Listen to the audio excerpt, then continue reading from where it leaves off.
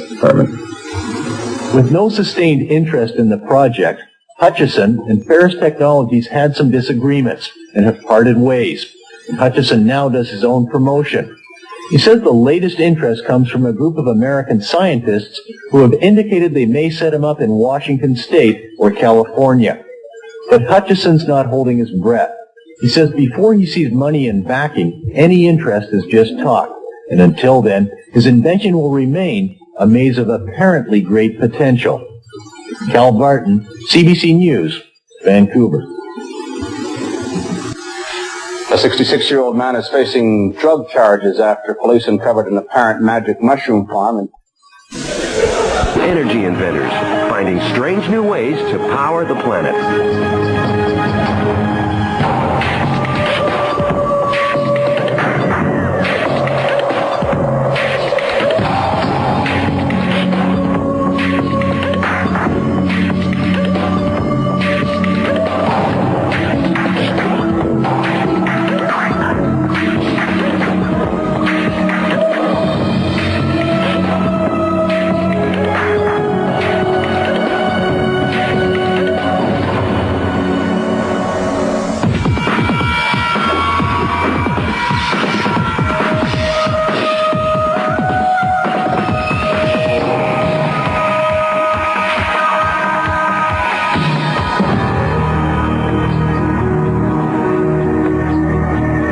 Goes up, must come down, right?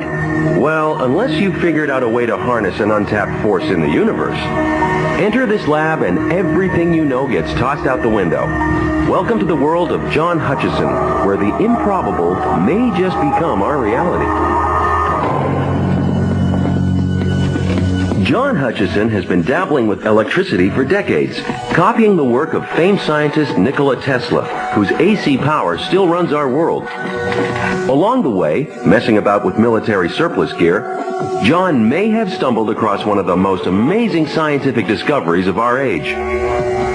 Experimenting with radio waves and electricity led John to discover an effect which has mystified government and military scientists. It boils, it bends, it sends objects flying through the air. I was building these replications of Tesla's old machines and found them doing fascinating things. Then this whole thing happened, this fluke kind of thing, the Hutchison effect. This was some effect. Air squeezed out of baubles, ice drinks moving through space, drill bits levitating. An effect so convincing and so varied, it seemed impossible to fake. In John's labs, I've actually seen levitation of rock. I've seen levitation of steel ball bearings, glass, where they will levitate. Unbelievable. I've seen electricity go right into the objects and a million pieces just fly apart. In fact, using only 75 watts of energy, enough for a small light bulb, Hutchison made a 60-pound cannonball rise off the table. It would also fuse dissimilar materials, heat metal but not burn the wood it sat on, shatter metal as well as change its crystalline structure. This was something to write home about. Beginning of 1980, experimenting with all the electromagnetics and electrostatic equipments I had at the time, I started to notice some very, very unusual effects, such as a room being filled up very quickly with multicolored lights, steel bars sitting on wood and not causing any fires, metal turning to jelly, things levitating and jumping off to the ceiling, or simply go up, hover, and then fall back down. Dubbed by some as the poltergeist machine, there is no one machine, just a lot of old Army surplus gear, randomly tuned by John. No one knows how it works. John has apparently figured out the right combination of radio waves and electrical energy to create the effect. If it could be proven, its impact would be huge. You'd have to rewrite most of the science textbooks, especially the part about what goes up. And the story gets even weirder, involving both the Canadian and U.S. military intelligence. Here we go, into my place. Canadian government seized my laboratory, which is 22 tons of equipment.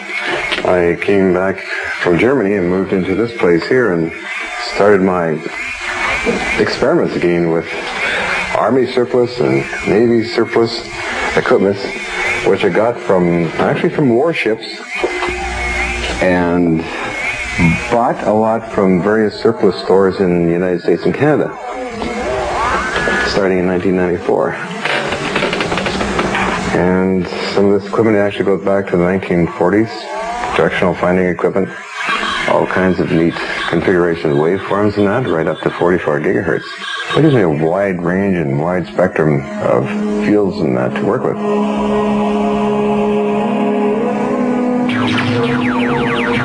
Of course, given the potential magnitude of an effect which can turn metal into jelly and levitate objects, it wasn't long before news leaked out.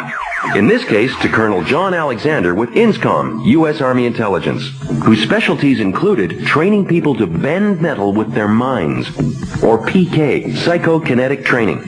Well, they had an 8mm film, and it was purported to have been taken in Canada, and it showed various items that were levitating, falling, accelerating, the breadth of materials that seemed to be affected by whatever the effect was certainly interesting, because it wasn't just metal. It clearly wasn't just some big magnet or something like that. And it was sufficiently interesting that we said, want to learn more about that.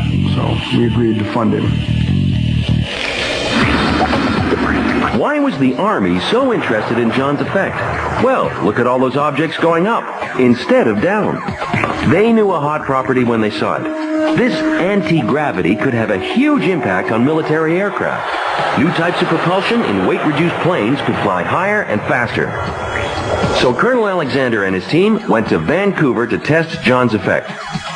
During 1983, U.S. Army Intelligence and Los Alamos National Laboratories set me up in a large laboratory. We did 4 months of testing. We had a team of 6 people from Army Intelligence and from Los Alamos, including myself, that came out for the demonstration. As usual, John revved up his machines to create his electronic force field to start the effect. Exactly what happened next is still debated by the various participants. And things started off very good, actually, because there was a whole battery of lights, fluorescent lights that lit up really bright and then exploded, and then incandescent lamps in this massive warehouse lit up. The effects that happened always happened when we were not present, and so cannot give any first-hand evidence. Time progressed in all these experiments. We get mirrors breaking apart, odd voltage things happening. But Colonel Alexander had given John some metal rods he used in his psychokinetic work to test the validity of people's metal bending claims. These rods could only be bent through extreme measures, like heating them to thousands of degrees. Probably the most interesting was a molybdenum rod that I used in PK testing. And what had happened is he presented to me, it had a slight S-curve in the rod itself. We looked at it very carefully to see if it had been heated and gripped or something like that, and found no indication that it had. That suggested to us that there were effects that were going on. In the end, Bob, a skeptical Los Alamos investigator, deemed the tests inconclusive. And according to this letter from Los Alamos, all documents pertaining to the Hutchison tests were destroyed. According to Bob, the one man, things didn't work, and let's forget about it and classify them. While officially the tests were brushed aside, Colonel Alexander has kept an open mind. Even though nothing happened during our investigation when we were present, 5 of the 6 people present believed that it probably did happen. It just didn't happen, while we were there.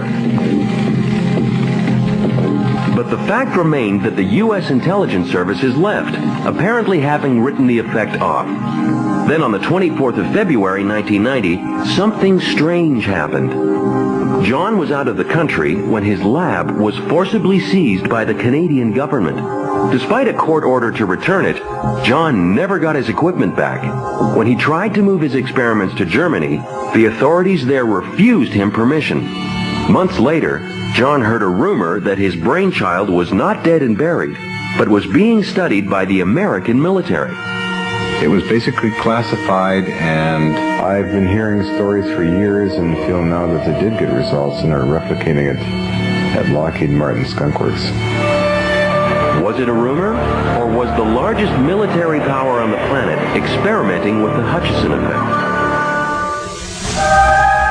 John believes the Pentagon tests of his anti-gravity effect may have ended up at Lockheed Martin Skunk Works, home to secret U.S. military projects, including new types of super aircraft and top-secret or black ops propulsion systems. Stranger still, Nick Cook, a writer for the respected British military journal Jane's Defense Weekly, found out about John Hutchison's work through one of Lockheed Martin's top scientists. I was at Lockheed Martin. I was with Boyd Bushman, a senior engineer there, and he showed me a film that purported to show some of John Hutchison's levitation experiments. What we saw